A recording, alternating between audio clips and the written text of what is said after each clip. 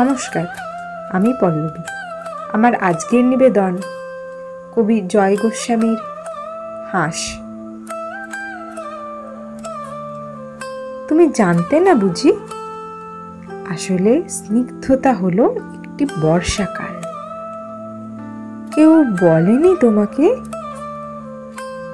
সে এমনই এক বর্ষাকাল যে নিজের ইচ্ছে মতো সারা বছর ভেসে বেড়াতে পারে, ভেসে বেড়ায় আকাশে। আজ এখানে বৃষ্টি হলো খানিক, তো কাল ওখানে বাদলা। সেই সঙ্গে থেকে থেকেই ঝোড়ো হাওয়া আর ঘূর্ণি বাতাস তো আছেই।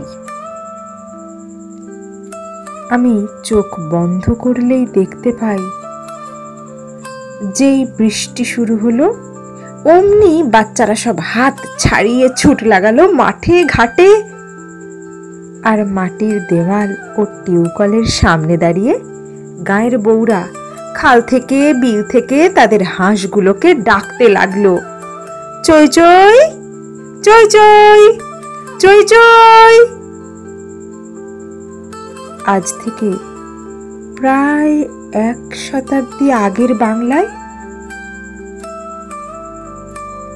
তোমার এক বাল্য সখী তোমাকে চই চই বলে ডাকতো আর খেপাতো। তোমার মনে পড়ছে কি? আজ এই জন্মে তুমি শীতের দেশের হাঁস।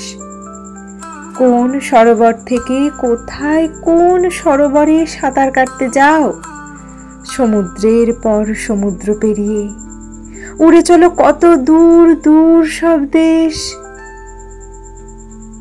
কিন্তু এবার এই জন্মেও একজন তোমাকে তোমার সেই 100 বছর আগেকার ডাক নাম ধরে ডাকছে, একেবারে নিঃশব্দে ডাকছে,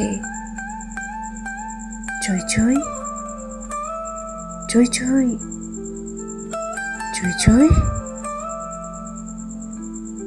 আর তুমি বোধহয় কিচ্ছুই শুনতে পাচ্ছ না, তাই না?